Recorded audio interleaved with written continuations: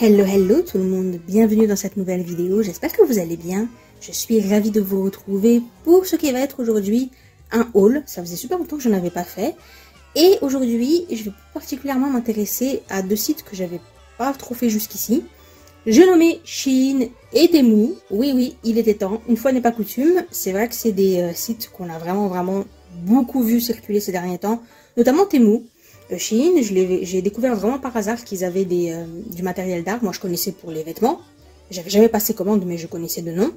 Et un jour, je suis tombée sur un haul, une revue de produits qui avait été acheté sur Shein, alors que je croyais que c'était Temu, parce que c'est exactement le même type de produit. D'ailleurs, Shein, Temu, AliExpress, tout ça c'est pareil. Hein. C'est les mêmes produits et c'est souvent des prix très similaires. La seule différence, c'est que AliExpress, vous avez beaucoup plus de choix, mais c'est un petit peu plus difficile de s'y retrouver parce que comme c'est plein de revendeurs différents, c'est plus difficile à gérer en fait. Il faut faire très attention aux frais de port, il faut faire très attention aux notes, très attention à l'expédition et tout. C'est vrai que Temu et Shein, si vous trouvez des prix équivalents et les mêmes produits, c'est quand même beaucoup plus simple de passer commande chez eux et c'est aussi beaucoup plus rapide au niveau de la livraison. Donc bon, je comprends vaguement l'intérêt, même si encore une fois les produits sont les mêmes et les prix sont souvent également les mêmes. Donc à vous de voir où est votre intérêt. Parce qu'il y a beaucoup moins de choix, aussi au niveau des descriptifs, que ce soit Temu ou Shein, c'est pas terrible, hein, c'est vraiment pas terrible. Et si vous voulez voir un petit peu les détails, comme le grammage du papier ou quoi, vraiment, ça n'a rien à voir avec la qualité des annonces qu'on trouve sur AliExpress. Sur AliExpress, on sent que les vendeurs, ils sont là, ils sont en train de jouer leur vie, quoi. Vraiment, ils vont tout vous détailler, il y a 3 milliards de photos, tout est décrit, etc. Sur Shein et sur Temu, je crois que les pires c'est Shein. Hein. Il n'y a quasiment aucune description, donc vous avez intérêt à être quand même bien vigilant à ce que vous achetez. Donc comme vous pouvez le voir, j'ai acheté surtout du matériel d'art évidemment. Enfin, je dis évidemment. On est d'accord que c'est le genre de site où on a vite fait de déraper. Hein. Vous y allez pour acheter un carnet et vous retrouvez à acheter des éponges, des jouets pour votre chat, une brosse pour écurer les chiottes, que sais-je. Donc, sachez que je n'ai pas dérapé, je suis restée droit dans mes bottes et je n'ai pris que du matériel d'art. Même si, en vrai, je crois que dans tout ça, là, il y a peut-être 2 trucs que je voulais vraiment prendre et le reste, c'était pas prévu. Mais, écoutez, c'était les soldes, soi-disant, donc voilà, je me suis laissée tenter et on verra bien. Donc on va parler un petit peu de papier, on va parler un petit peu de pastel et on va parler de crayons de couleur. Je vais vous faire vite fait le petit descriptif des produits, mais après je vais vous faire un voice-over et je vais tester les produits, je vais vous donner mon opinion. Parce que mon idée c'est que là je vous filme le haul, mais moi je vais continuer à m'en servir après pendant plusieurs jours et comme ça je pourrai vous donner une vraie opinion. Vous dire ok, maintenant je fais un petit bilan, voilà ce que je pense des produits, est-ce qu'ils valent la peine ou pas. Donc, je vais retirer tout ça et on va regarder d'un petit peu plus près. Avant, je vais quand même vous montrer les 2 produits que je partais acheter à l'origine. Et ça, je savais que j'allais les trouver sur ces sites-là et pas ailleurs. Je vous montre ça. Sachez que c'est pour un futur challenge dont je vais vous parler la prochaine fois. Mais je vous fais un petit peu de teasing. Allez. Boum et boum. Là, nous avons un bon gros bébé. C'est littéralement le sketchbook le plus épais que j'ai trouvé. Il a 380 feuilles, ça fait 760 pages. Et là, nous avons des stickers du washi avec les 365 jours de l'année. Vous voyez où je veux en venir? Je pense que vous avez compris de quel challenge je veux parler et dans quelle aventure je vais me lancer. Mais on en parlera la prochaine fois. Et puis, si vous n'avez pas compris, vous inquiétez pas, j'expliquerai tout la prochaine fois. Ok, on y va. Je vais commencer par vous parler du papier. Donc ce papier, c'est ce qu'on appelle du papier de riz. C'est un papier qui sert normalement pour la calligraphie et qui est extrêmement fin. Je vais vous montrer. En gros, ça donne ça. Donc c'est quasiment du papier calque, mais avec une texture totalement différente. C'est assez sympa. En ce moment, j'aime bien les papiers très fins, donc j'ai envie de voir ce que ça donne. A priori, c'est très fin, mais c'est censé quand même être assez résistant, puisque la calligraphie, souvent, c'est avec de l'encre et un pinceau, donc ça lâche vraiment beaucoup de liquide. Et normalement, ça se déchire pas ni rien, donc ma foi, on va voir ce que ça donne. Celui-ci, je l'ai pris sur Temu uniquement parce que je n'ai pas trouvé de papier de riz chez Shein. Après, vous pouvez en trouver sur Amazon, mais c'est évidemment beaucoup plus cher. Donc bon, j'ai pris celui-ci. Mais comme chez Temu, ils emballent tout comme des sauvages. Littéralement, ils prennent les sacs, ils balancent les trucs dedans. Évidemment, c'est arrivé en bien piteux état. C'est froissé partout. Et j'ai carrément des morceaux qui sont enfoncés là. Bon, ça fait partie des gros points noirs de Temu. Je ne sais pas si j'ai eu de la chance avec Shein jusqu'ici ou quoi, mais j'ai passé 2 commandes et les 2 sont arrivés en parfait état. Tout était bien emballé, donc voilà. Je sais que chez Temu c'est un problème parce que dans quasiment toutes les revues, les gens disent qu'ils ont des produits endommagés parce qu'il n'y a vraiment aucun soin en fait. Et là, comme il n'y avait pas de protection, évidemment, c'est arrivé très abîmé. Cela étant dit, j'ai pris des photos, je l'ai signalé à Temu et ils m'ont immédiatement remboursé. Donc, bon, on pardonne. Ce qui est dommage, c'est que du coup, j'ai un peu peur d'en recommander parce que j'ai peur que ça arrive dans le même état, donc bon, bref. Ensuite, nous avons le fameux papier Baohong. Là, c'est le grain satiné. Il y a 20 feuilles. C'est un format qui est pas très grand, mais cela étant dit, il était vraiment pas cher, même pour du papier de ce format. Le Baohong, vous connaissez forcément, c'est un papier qui a énormément de succès. Ça fait déjà un petit moment qu'il est très connu dans la sphère web.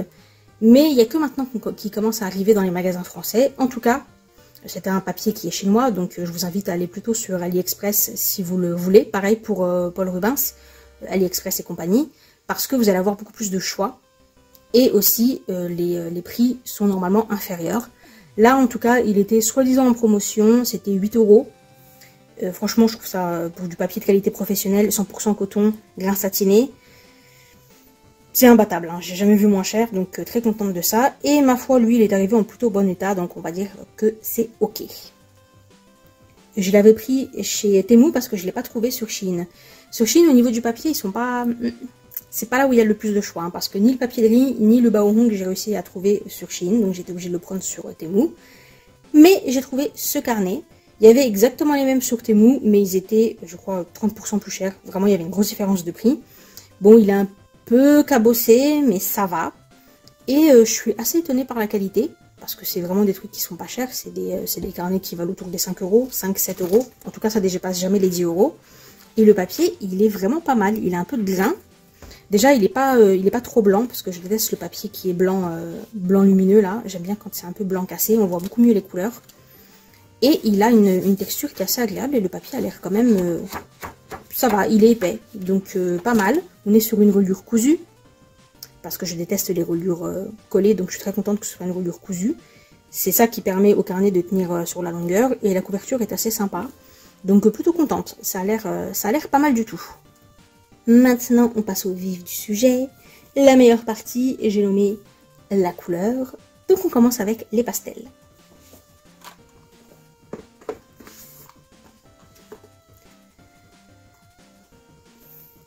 Deux marques qui ont leur petit succès sur tout ce qui est ce genre de site. Là, j'ai pris des gammes macarons, c'est-à-dire des couleurs qui sont présélectionnées plutôt dans les tons pastels. Ou des fois, il y a des fluos, quand c'est des marques qui font des fluos, ils incluent les fluos dedans. Mais en gros, vous n'avez pas de couleur trop saturée. Là, je suis quand même assez étonnée parce qu'ils ont mis du noir. Normalement, ils n'en mettent pas, mais bon, soit. Là, par contre, c'est vraiment des couleurs, normalement, qui sont que des teintes vraiment pastel. Mais de toute façon, je vais vous remontrer tout ça en détail, hein. On va les tester ensemble et on va faire les nuanciers. Alors, la raison pour laquelle j'ai décidé de me pencher un petit peu sur les pastels, c'est que quand j'ai déménagé récemment, j'ai retrouvé ceci.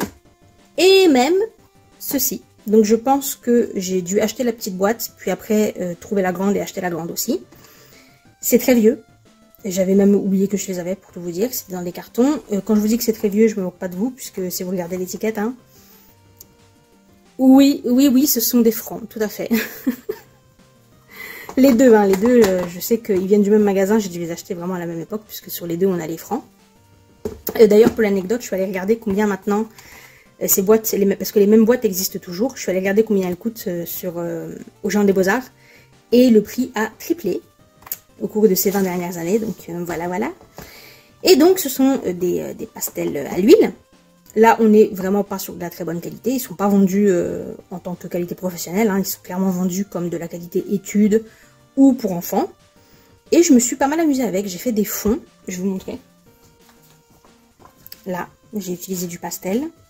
J'ai même truc là, c'est du pastel. En fait, j'avais l'habitude de faire des fonds comme ça, avec plein de couleurs mélangées, et pour ensuite peindre et dessiner par-dessus. Comme je l'ai fait ici.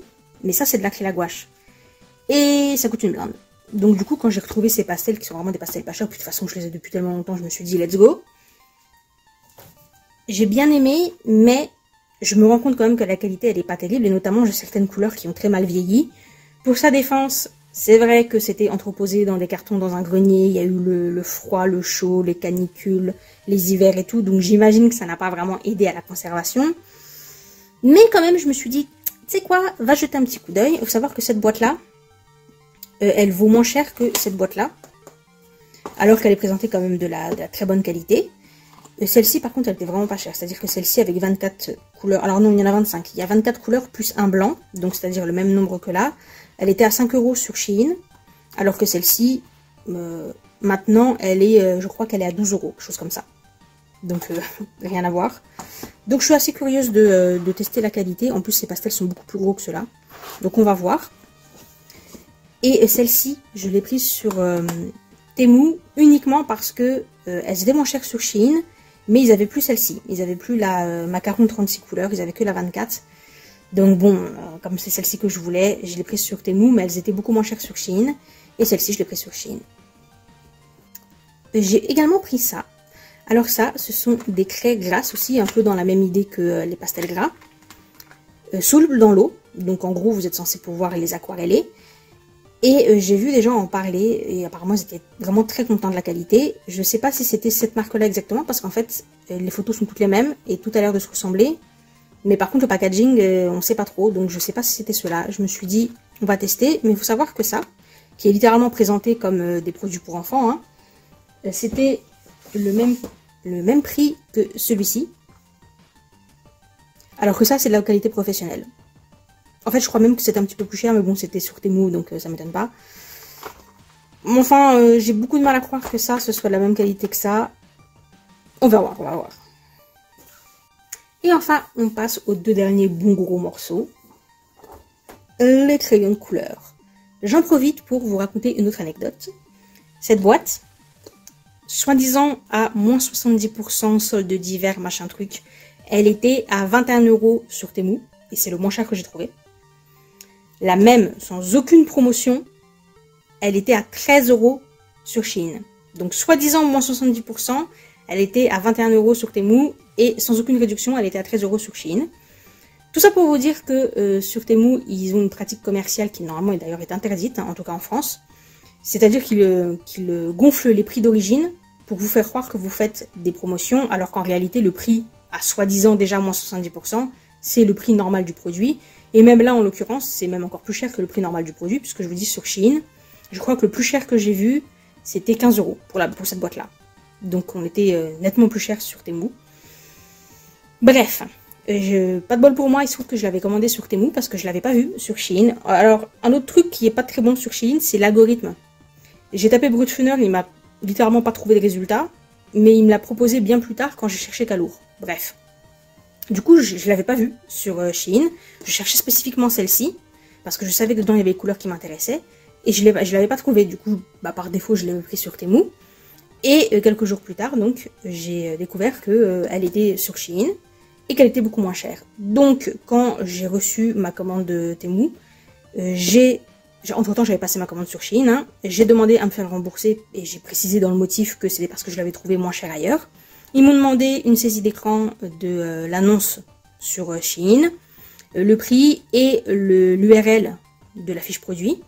Et ils m'ont remboursé la différence.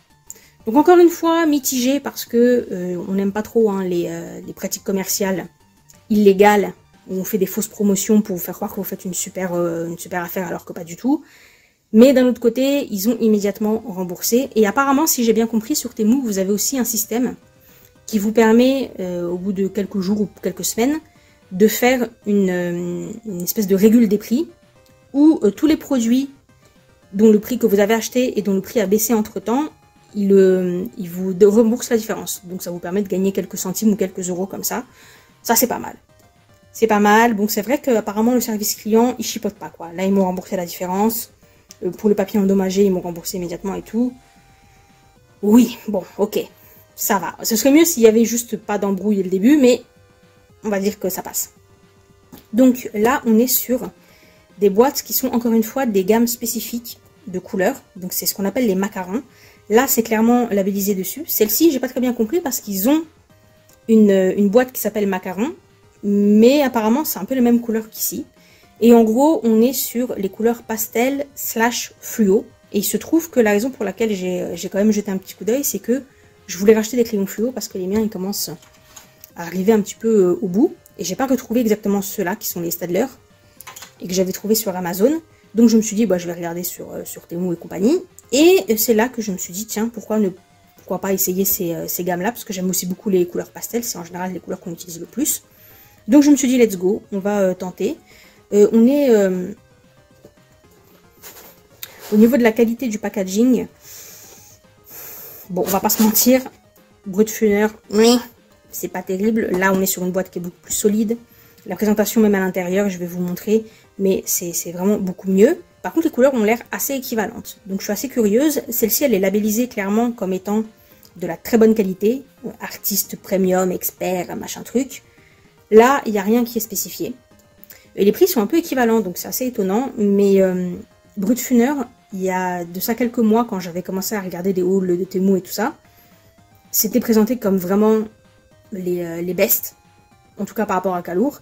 Et maintenant, étrangement, la tendance s'est inversée. J'entends beaucoup plus de bonnes choses sur Calour que sur Brutfuner. Donc, on va voir. En tout cas, ça, c'est très difficile de s'y retrouver parce qu'ils ont 15 000 gammes différentes. Alors, je sais qu'ils ont les aquarellables et les normaux. Donc, moi, je suis pas fan des produits aquarellables, donc j'ai pris les normaux. Mais en dehors de ça, même si vous allez spécifiquement dans la gamme aquarellable ou dans la gamme normale, il y a 36 000 versions différentes avec des crayons qui n'ont pas tous le même aspect, donc c'est assez difficile de s'y retrouver. En tout cas, j'en ai vu aucun qui était labellisé comme étant qualité expert ou quoi. Donc a priori, ils sont tous de qualité un peu moyenne. Sur ce, maintenant, je vais passer au nuancier et comme ça, je vais vous donner mon avis sur la qualité réelle des produits. Donc on va faire les nuanciers pour tous les produits qui sont colorés. Et je vous reprends en voice-over.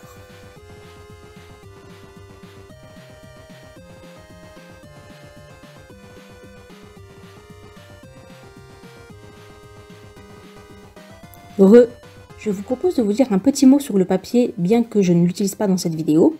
Alors le papier Baohong, pas de mauvaise surprise, c'est un excellent papier, is ok.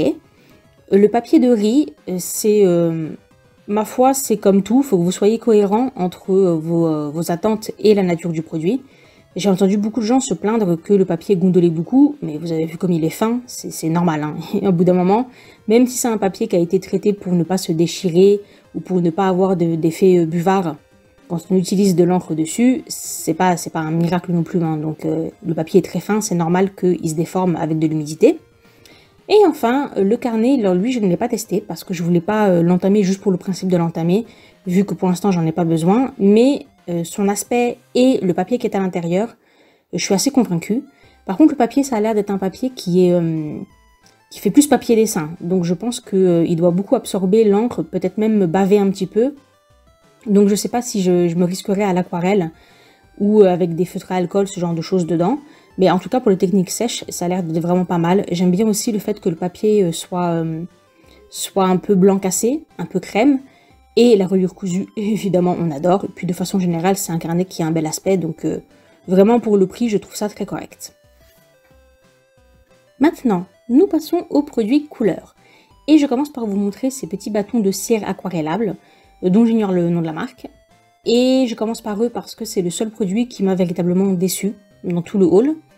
Il n'est pas du tout comme je l'avais vu dans les autres hauls et dans les autres revues des autres gens où ils avaient l'air de vraiment trouver ça bien. Les couleurs sont très belles, je lui accorde au moins ça. C'est fun à utiliser. Par contre, pour le côté aquarellable, il a vraiment zéro qualité. Hein. Il n'est pas très facile à activer avec l'eau et en plus, il perd énormément en beauté et en qualité dès qu'on met de l'eau. Donc bon, je suis pas du tout convaincue. C'est sûrement pas ceux que j'ai vus dans les hauls, ou alors c'est que les gens sont vraiment pas du tout exigeants, mais ça avait l'air de bien marcher pour eux, alors que moi vraiment j'ai galéré pour les aquareller, donc je ne sais pas trop. En tout cas, vu que le prix n'est vraiment pas donné, je pense pas que je vais m'amuser à retester d'autres marques, surtout que comme je vous dis sur le site, c'est très difficile de se rendre compte de si c'est des marques différentes ou pas, parce qu'ils se ressemblent tous. Donc bon, tant pis. C'est quand même un peu décevant parce que par rapport aux pastels que j'essaye juste après et qui sont ceux de Shein, la petite boîte à 5 €, c'est le même nombre de couleurs et les pastels sont bien meilleurs. Les pastels gras sont bien meilleurs. Donc bon, voilà, c'est un petit peu un flop. Si je pouvais, si j'avais pu, je les aurais renvoyés et je me serais fait rembourser, mais comme je m'en suis servi, évidemment, tant pis. Je pense que le seul véritable avantage que vous pouvez tirer de ces bâtons de cire, c'est vraiment le côté s'amuser. Vous savez, des fois, on a envie d'avoir des outils qui sont pas des outils professionnels, qui sont pas des outils trop chers, juste pour s'amuser un peu, pour se lâcher, pour retrouver un petit peu son âme d'enfant. Et c'est bien, dans ces cas-là, d'avoir des choses qui mettent pas la pression au niveau de l'investissement que ça nous a pris. Donc, ok, pour le côté fun, ça peut être sympa. Après, ils sont, comme je vous disais, c'est des gras, donc c'est assez onctueux, c'est assez agréable à utiliser. Mais en dehors de ça, leur seul intérêt, c'était quand même le côté aquarellable. Et honnêtement, ça marche pas très bien. Donc si vous voulez vous amuser avec ce genre de produit, prenez des bons vieux Crayola. C'est facile à trouver et ça vaut plus la peine à mon avis. Maintenant, on passe au pastel gras et pastel à l'huile à proprement parler. Et je peux d'ores et déjà vous dire que les Pentel ne tiennent absolument pas la comparaison. Vraiment, les pastels que je viens d'acheter, ils sont beaucoup plus onctueux, ils sont beaucoup plus agréables, ils ont des super belles couleurs et tout, donc il n'y a pas photo. Sachant que les deux boîtes sont moins chères que les Pentel. Bon, clairement, à choisir, je préfère largement ceux de Shein et ceux de Temu. Maintenant, vous pourriez me dire, oui, mais tes Pentel, tu nous as toi-même dit qu'ils ont plus de 20 ans, qu'ils n'ont pas été spécifiquement bien conservés, donc c'est peut-être pour ça. C'est vrai, j'y ai pensé, mais à ce propos, j'ai quand même deux éléments qui me font dire que c'est pas tellement ça le souci.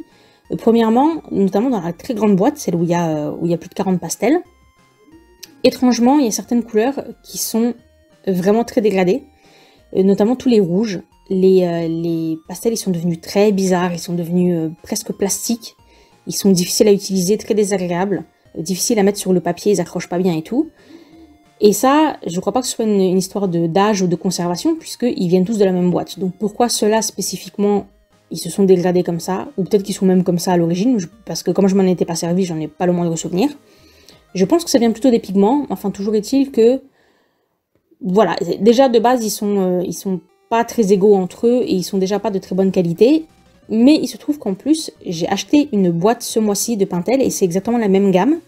Donc c'est la même collection, juste j'ai pris la boîte avec les fluos, qui contient que les fluos. Et même si clairement on sent qu'ils sont plus frais et qu'ils sont plus agréables à utiliser, on n'est quand même pas au niveau des pastels que j'ai achetés là. Donc je pense que c'est vraiment la marque qui veut ça.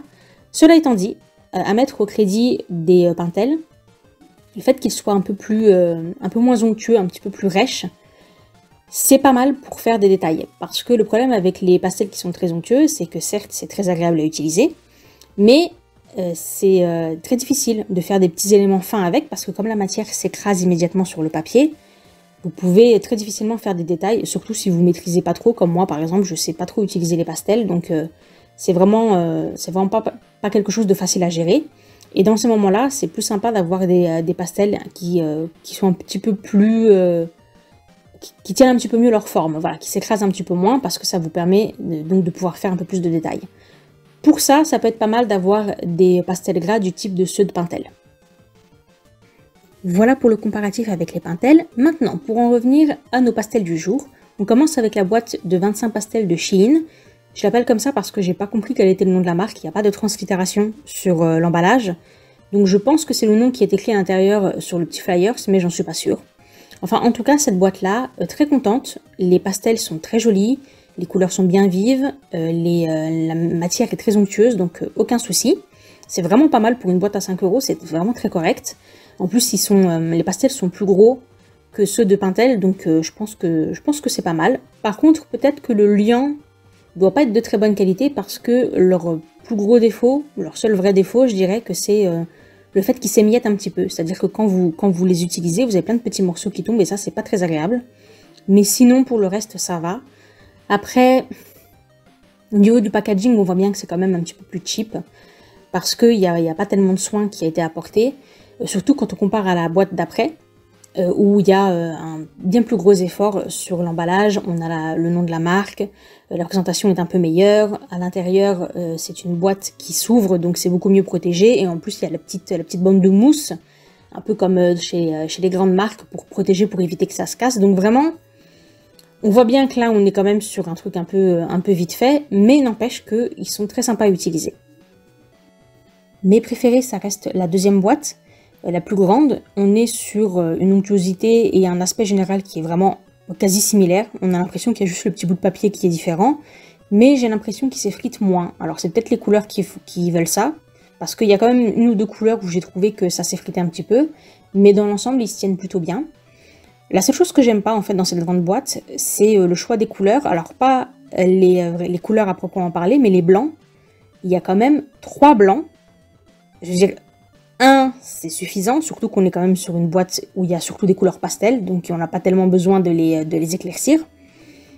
Mais ensuite, il y en a un deuxième. Ok, ça commence à faire beaucoup, mais soit. 3, non là, is a little too much. Is a little too much, j'aurais préféré 1000 fois avoir une couleur supplémentaire plutôt que d'avoir 3 fois du blanc. Mais bon, soit. C'est souvent hein, qu'on a comme ça dans les techniques de couleurs, un blanc en plus. On voit ça aussi, par exemple, dans des grandes boîtes de jelly gouache, ils vous mettent 2 blancs, parce que c'est en général la couleur qu'on utilise le plus, mais on l'utilise surtout pour faire les mélanges en fait, pour pastelliser des couleurs. Or là, on a déjà des couleurs pastel, et puis les pastels gras, ça se mélange pas de la même façon qu'on va le faire avec de la peinture. Vous pouvez mélanger, mais ça s'utilise pas vraiment comme ça. On va plutôt superposer, on va plutôt estomper, mais on va pas vraiment mélanger du pastel blanc avec une autre couleur. Donc je trouve ça un petit peu curieux comme choix. Mais bon, ok, c'est pas grave. Si c'est le seul défaut, ça va. Parce que pour le reste, je trouve qu'ils sont vraiment pas mal du tout. Ah, les crayons de couleur. Clairement, mes gros chouchous de ce haul. J'avais eu il y a quelques années une grosse boulimie des crayons de couleur quand j'ai commencé à m'en servir beaucoup plus. Et j'avais passé plein de commandes. J'avais acheté sur Amazon, j'avais acheté sur AliExpress. Et j'avais acheté sur des sites de Beaux-Arts, notamment des marques professionnelles. Donc des crayons qui sont assez chers. On est entre 2 et 5 € l'unité. Et je dois dire que j'aime vraiment beaucoup mes crayons, mais que quand je vois la vitesse à laquelle ça part et que je vois le budget qu'il faudrait que je lâche pour remplacer mes crayons qui commencent à devenir tout petits, et bah j'ai un petit peu envie de pleurer quand même. Hein. J'ai un petit peu envie de pleurer et au bout d'un moment, je me dis, bah, si tu arrives à trouver des crayons, alors pas équivalents parce qu'évidemment s'ils sont beaucoup moins chers, c'est qu'ils sont moins bien, ça se sent beaucoup au niveau de la pigmentation, au niveau de la couvrance, etc. Mais comme je m'en sers principalement pour du travail quotidien de sketchbook, bon, j'ai pas toujours besoin du super crayon professionnel hors de prix, donc je me disais, allez, t'as entendu du bien de ces crayons, teste-les et tu verras bien. Donc les deux marques, Brutfuner et Calour, je suis très contente. Je pense que les deux sont très corrects par rapport au prix. Franchement, les Brutfuner, il y a quand même 80 crayons pour 13 €, c'est assez incroyable. Et je crois que le prix est équivalent pour les Calour, et il y a le même nombre de crayons quasiment. Donc vraiment, c'est pas mal du tout. Maintenant, il se passe un petit peu la même chose qu'avec les 2 boîtes de pastel qu'on vient de tester. On sent quand même qu'il y a une des marques qui est un petit peu supérieure, et ça se ressent beaucoup dans le packaging notamment. Donc là, clairement, sur nos crayons, on a les Calour qui sont, à mon avis, supérieurs aux Brutfuner. Et c'est vrai que même la boîte d'emballage, on voit qu'il y a un bien plus gros effort qui est fait, notamment pour protéger les crayons. On est sur une boîte en métal, c'est beaucoup mieux pensé. On a aussi un nuancier, il y a des noms de couleurs qui sont écrits sur le crayon, etc., etc. Là où les Brutfuner, ils ont un côté vraiment un peu brut de décoffrage. Vous avez les trucs en plastique, et puis les crayons dedans, et basta quoi. Donc c'est un côté vraiment beaucoup plus cheap. Maintenant, au niveau de l'aspect général, Brutfuner, ils ont clairement plagié sur Prismacolor. Clairement, ils ont repris exactement le design pour donner ce côté un peu, regardez, on a aussi bien que Prismacolor et attirer la clientèle. C'est pour donner l'impression que c'est des dupes en fait, hein, tout simplement. Et pareil, les Calour, c'est des dupes des Holbein. Ils ont repris exactement la même charte et ils ont même repris les noms de couleurs et le type de couleur. C'est du gros plagiat, hein, littéralement, voilà, c'est aussi simple que ça. C'est pas la même qualité, mais cela dit, c'est vrai que c'est des bons dupes. Ça marche plutôt bien quand on n'a pas le budget pour s'acheter des crayons à 3 € l'unité. bah ils font le job, hein, vraiment ils font le job. Les calours ils sont un peu plus onctueux et ils sont un peu plus pigmentés que les Brutfuner. Ça c'est vrai. Maintenant les deux boîtes, je suis assez contente de les avoir parce que au niveau des fluos, il n'y en a pas du tout dans la boîte de calours, ça c'est un petit peu la déception. Par contre il y en a chez les Brutfuner. Et il y en a même plusieurs pour chaque couleur, il y a plusieurs nuances de fluo et ça vraiment j'adore.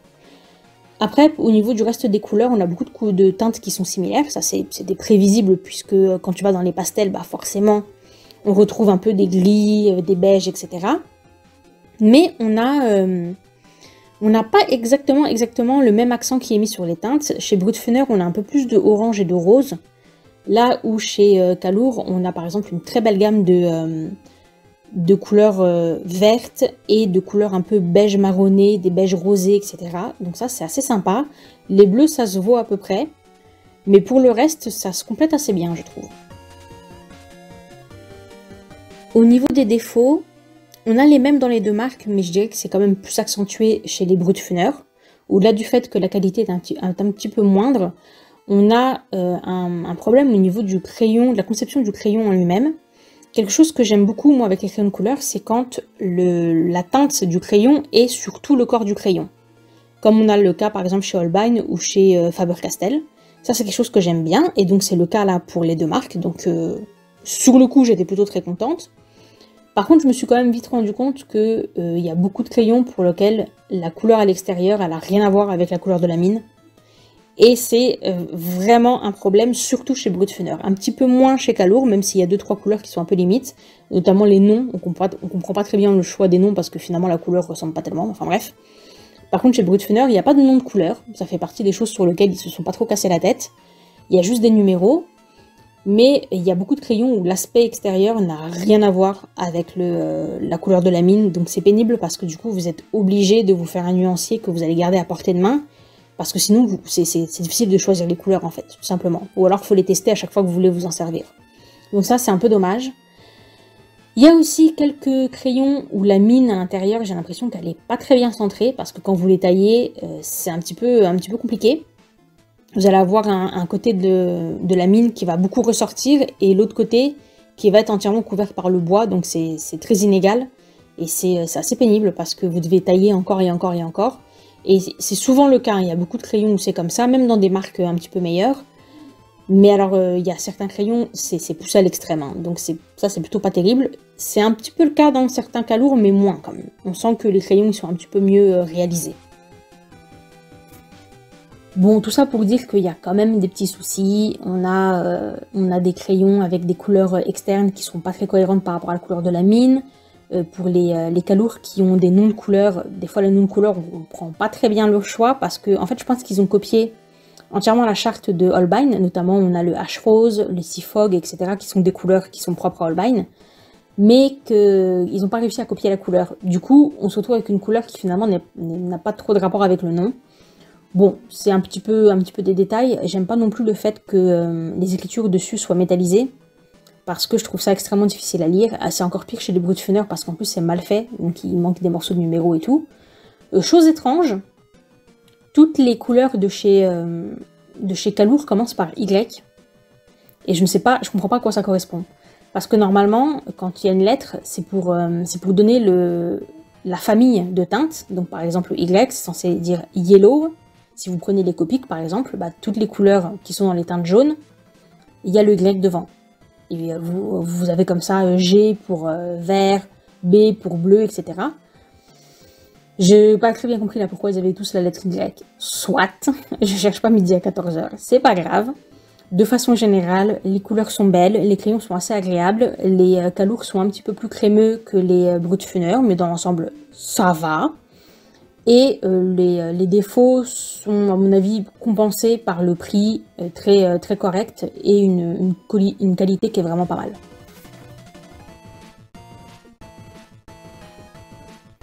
Voilà, nous arrivons à la fin de ce haul. J'espère qu'il vous a été utile, j'espère que je vous ai donné des informations. Et si vous avez d'autres questions, n'hésitez pas à me laisser un petit commentaire, je répondrai avec plaisir. Merci d'avoir passé ce petit moment avec moi. Merci à mes petits Patreons adorés pour leur soutien, à qui je fais des gros bisous. Et n'oubliez pas que vous pouvez venir nous rejoindre sur Patreon gratuitement. Je mets du contenu en plus par rapport à YouTube et qui est totalement accessible gratuitement. Je vous remercie pour votre soutien. Merci à toutes les personnes qui vont liker, commenter, ça fait toujours super plaisir. Et je vous dis à très bientôt pour donc ce fameux petit challenge dont je vous ai parlé. Et d'ici là, portez-vous bien. Bye!